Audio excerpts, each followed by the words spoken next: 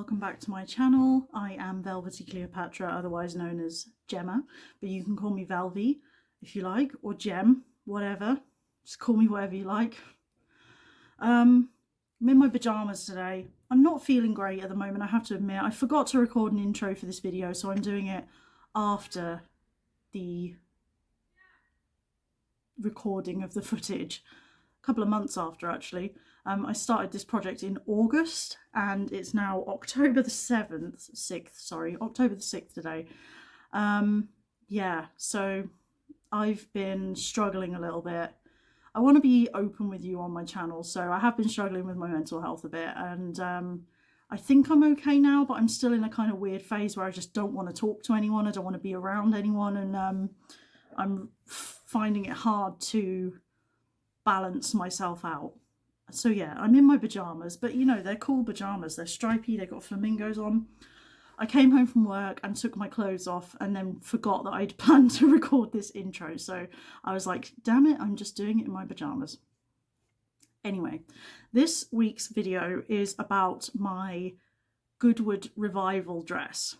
So Goodwood Revival asked me to record my process of making the dress so that they could put together a reel showing the process, and then they photographed me at the event, which was great and I really enjoyed doing that. But obviously I had a lot of footage and it won't all fit in a reel, so I decided to create a video for YouTube as well.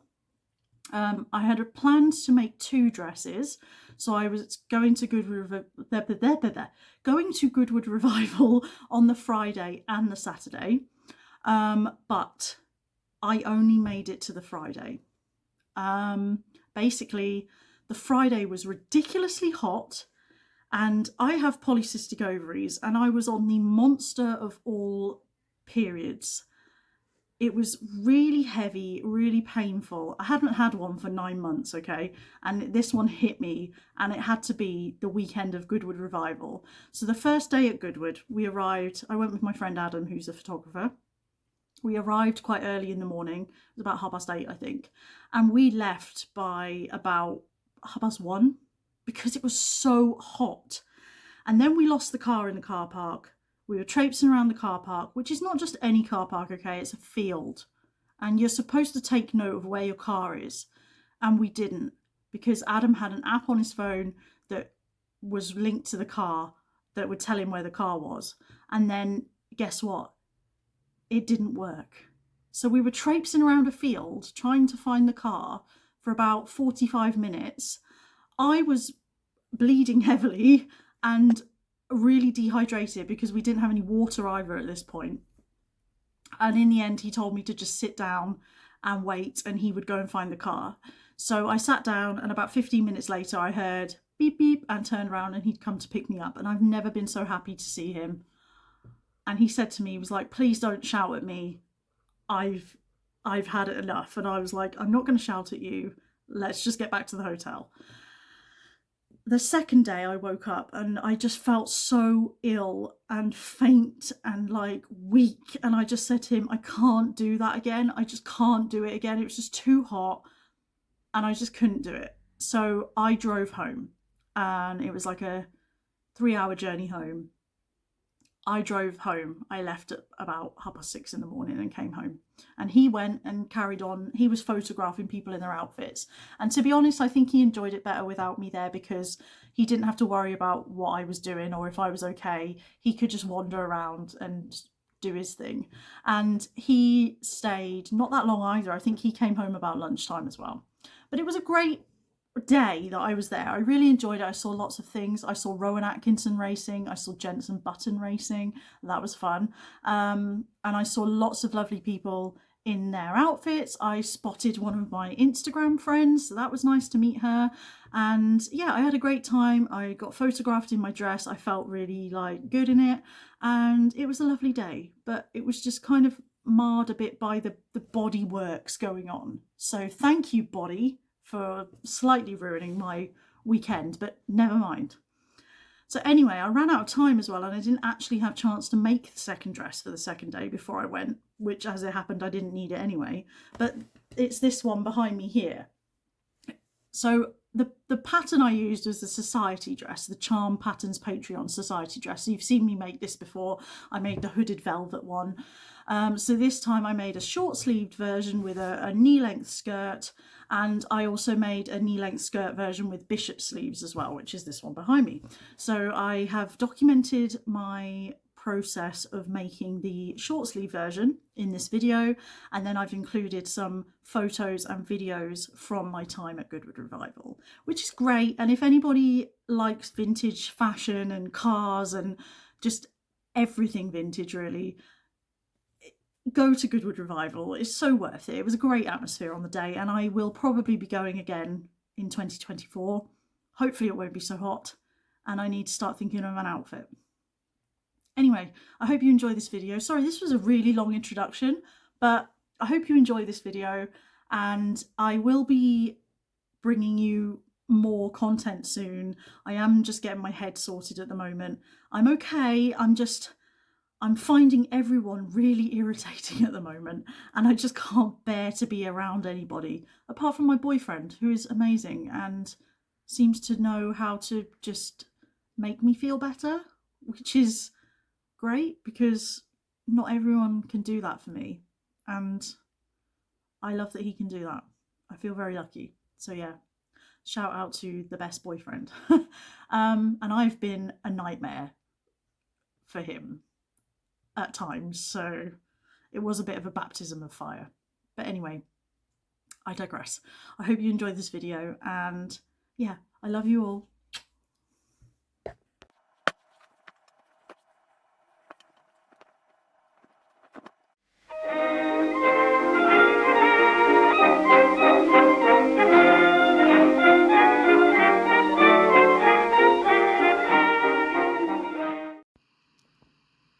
So these are all the bodice pieces. So we've got the 2 neckline facing pieces, back bodice, front bodice, sleeve, front and back midriff piece. And then we also have the front and back skirt, and these are cut on the fold, so they're double the size that they are here. So it's a very nice full skirt. So before I take my paper pattern pieces off, I'm going to transfer the pattern markings. So these dots, for example, which show you where to gather the fabric, I'm going to transfer the markings. So I don't like to mark the fabric with a pen. I like to use tailor's tacks, which are little stitches that can be removed. And I'm going to use a bright coloured thread so I can see them to remove them. And that way I can see where my markings are, it won't harm the fabric, and I can easily remove them once I've finished with them.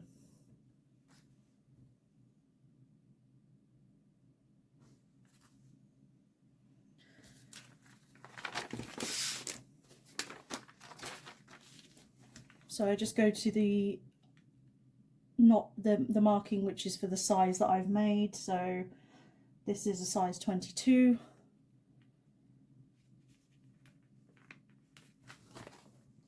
Just making sure I go through both pieces of fabric. And you're just making a cross in the fabric. So you go through one way and then through the other.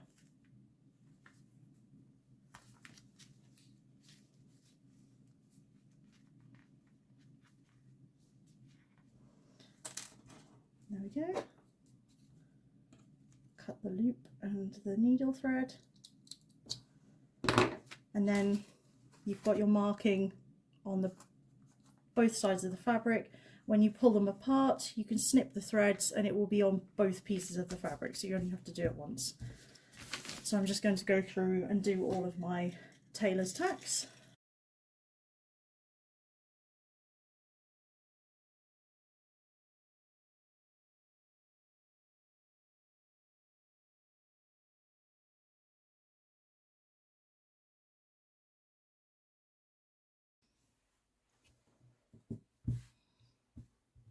So this is the back, so we've got gathering at the shoulder and gathering at the back waistband as well here. And then on the front we have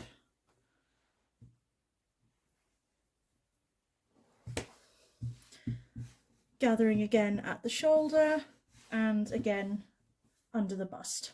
So I'm just going to pull the bobbin threads, which are the underneath threads, up to gather the fabric.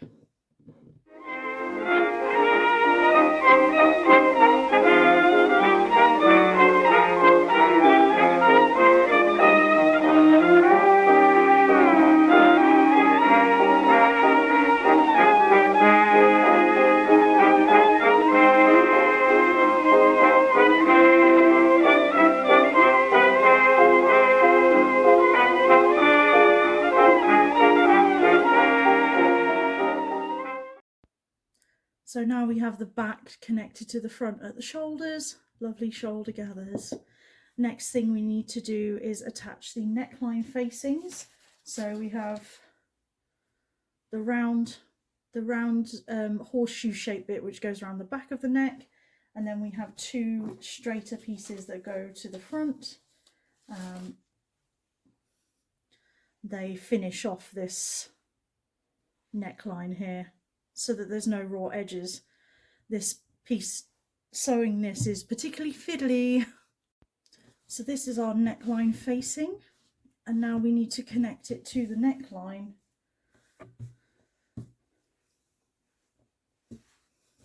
So the tricky part is down here, where these two centre points meet.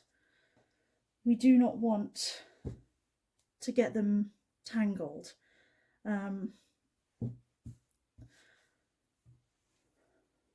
So you have two bits of seam allowance on the facing, and you also have the two bits of seam allowance on the bodice.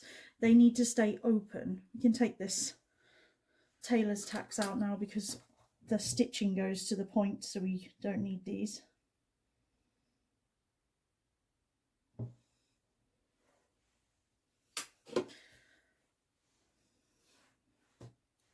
So we're matching the points together like so, and we want the seam allowance to be open on both sides. I'm just going to put a pin across there for now while I pin the rest of it.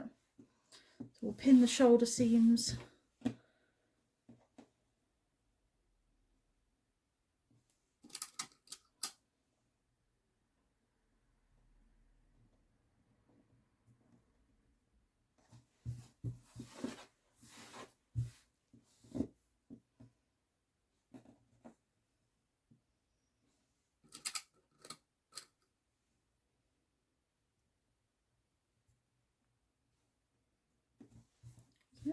And we have some notches on the neckline.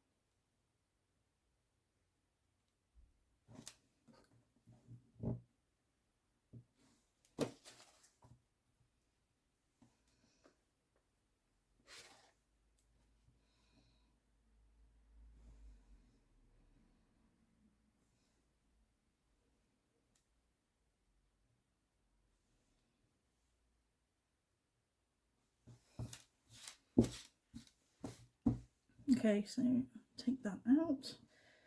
Now is the tricky part. We want to treat these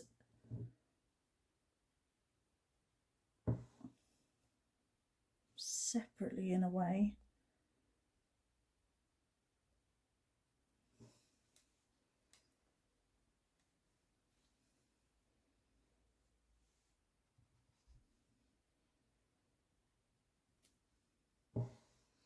Okay, so we need to sew from here all the way round and then flip it over and come back down to here, making sure that we're not catching anything inside and creating any puckers at the centre. So we have to shift everything over to make sure we're just sewing the bit we need to be sewing and not catch the other side in. It's quite fiddly.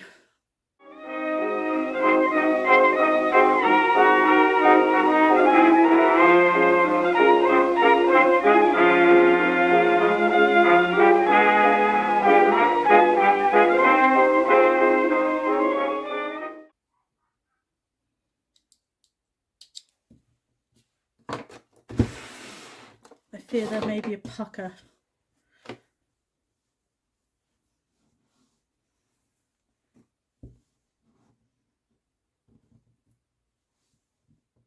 Oh no! So the facing gets turned to the inside, so we have a nice finished edge around the neck and a perfect V. No puckers. I'm very proud. End of day one, and the bodice is mostly constructed. I just need to add the sleeves. It's fitting well. The skirt will pull it down at the back, but I love how it looks. I love this fabric. It's very cute. It's very retro. I love it. I really love it. And I think it's going to have little sort of short sleeves, but kind of puff sleeves, and then a nice floaty skirt on the bottom. I think it's going to look really cute. But yeah, this will all be held down by the skirt, so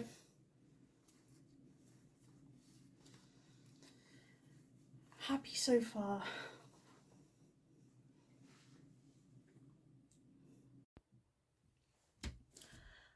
So we're back on day two, and we are starting with the sleeves. So these are 1940s style sleeves with gathering at the shoulder cap and also a box pleat on near the cuff. So we're going to do the box pleats first. So I've got both of my sleeves here, and I've marked where the pleats need to be, and they are 1 inch long. The stitching line is 1 inch long, so I haven't marked it on here. I'm just going to stitch it for 1 inch. So I'm putting there's 3 notches that I've cut here, so I'm putting the outer 2 notches together, right sides together, and then I'm going to sew 1 inch up.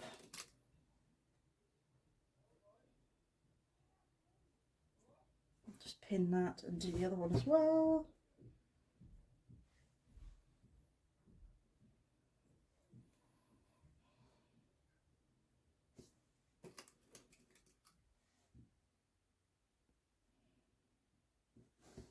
There we go.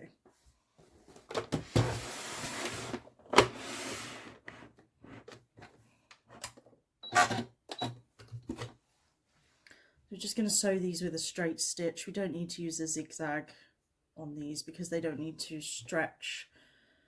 I've put my pin in the wrong way around. There we go.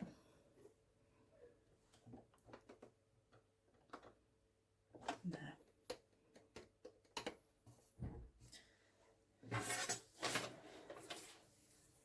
I'm just measuring 1 inch.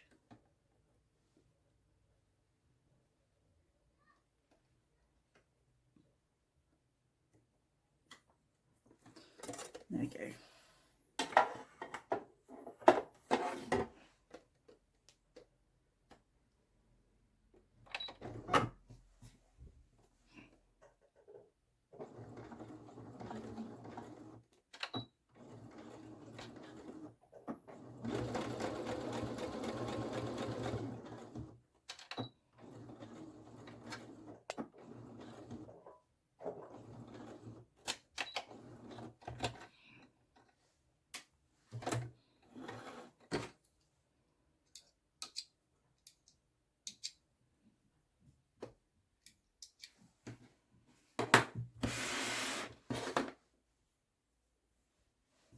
So there we have a little box pleat, and then we need to baste the pleat open like that. So split so it's just one fold of fabric at the moment, so we open it out and split the seam allowance along either side.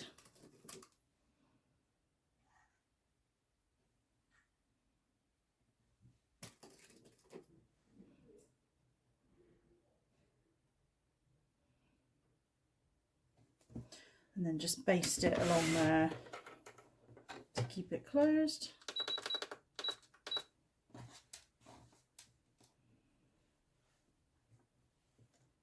So I'll do it with a zigzag stitch actually, because it needs to stretch.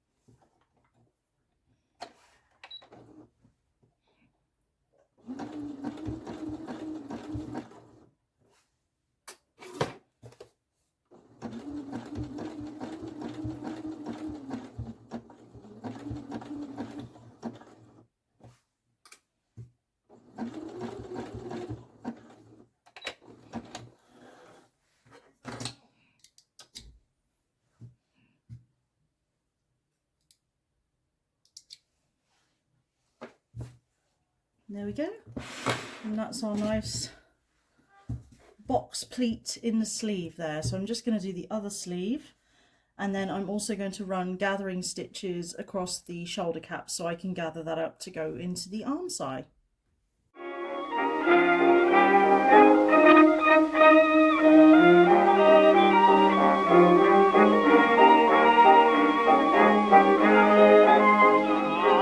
With you, 1 hour of just being with you, then I could say what I'm feeling and concealing in my...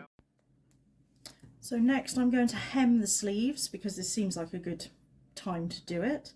So I'm just going to fold it in by 5/8 of an inch and pin it and stitch it.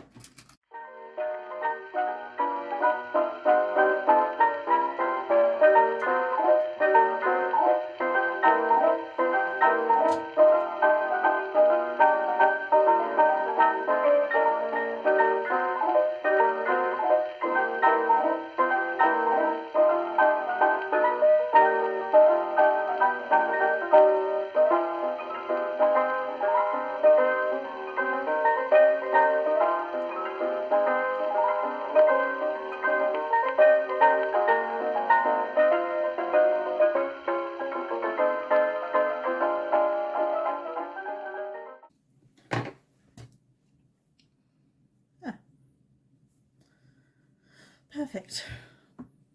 2 stretchy sleeves. This one's not as stretchy. I should have stretched the fabric as I sewed it. I might redo this one. There we go, so 2 sleeves done. Tip, when you're sewing the cuffs, stretch the fabric slightly as you're pulling it through the machine, and then it will stretch more as, you know, when you wear it. I did not do that on the first sleeve and it was quite tight, and I've got chunky arms, so I knew I was going to have to stretch these out a bit. So this is another reason why I don't wear short sleeves very often. Okay, so now we're going to gather the sleeve cap. So I've put my gathering stitches in. That's what these red tailor's tacks were, to mark where the gathering stitches started and ended, so I can take these out now. They do not need to be here any longer. There we go. And now we will gather the fabric using the bobbin threads. So the underneath, there's 2 threads here, so you've got 2 on top, 2 underneath. You want the underneath ones, and we're just pulling and gathering the fabric. These are quite densely gathered, so I'm going to put quite a lot of, I'm going to pull them up quite a lot to make quite a lot of gathers, and then I can always release a bit if I've done too much.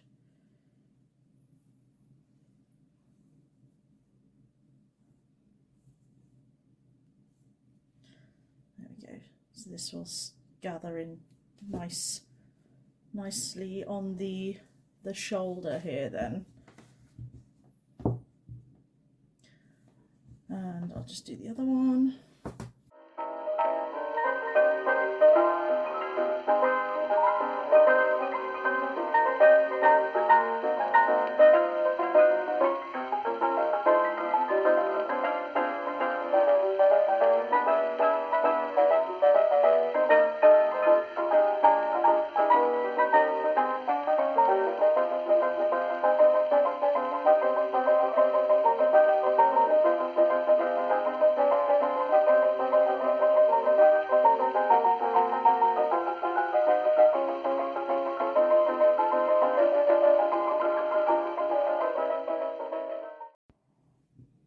So we have one sleeve on, nice little gathered sleeve here.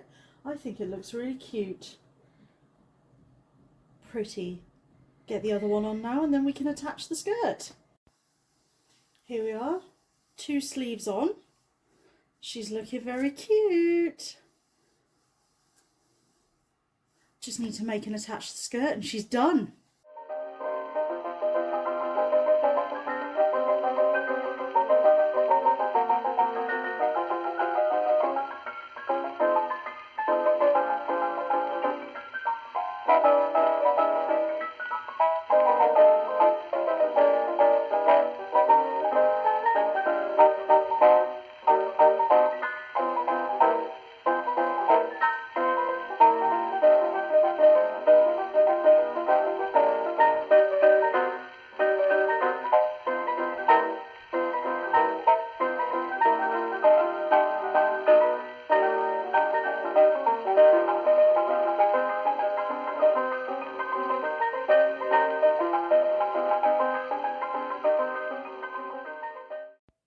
It's finished. I'm so happy. It's so cute with the gathered sleeves, and I wasn't sure about the short sleeves, but I actually like them. I do like them. I think it's really cute. Gathering on the shoulders. Let me show you the whole thing. See how cute it is. I actually love it. So ready for Goodwood Revival now. I'm going to make another one for day 2, but I think I might do the longer sleeves, but it's just so cute. Very happy. I just love how floaty it is. I think it's really cute. I'm going to make another one now, ready for Goodwood Revival. I'm going for 2 days, so I want to wear this on one day and then another one on the second day. I'm very happy with how this has turned out. I feel very 1940s glamour.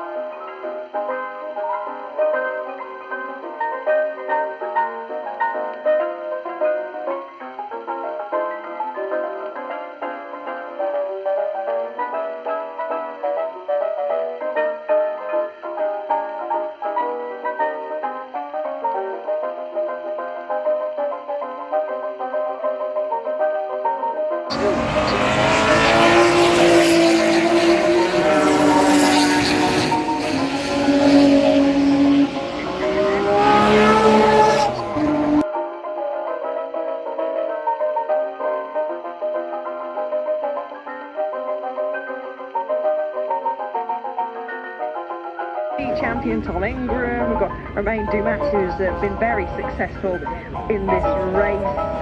He has won this revival race actually for the last 2 years. We've got Jensen Button.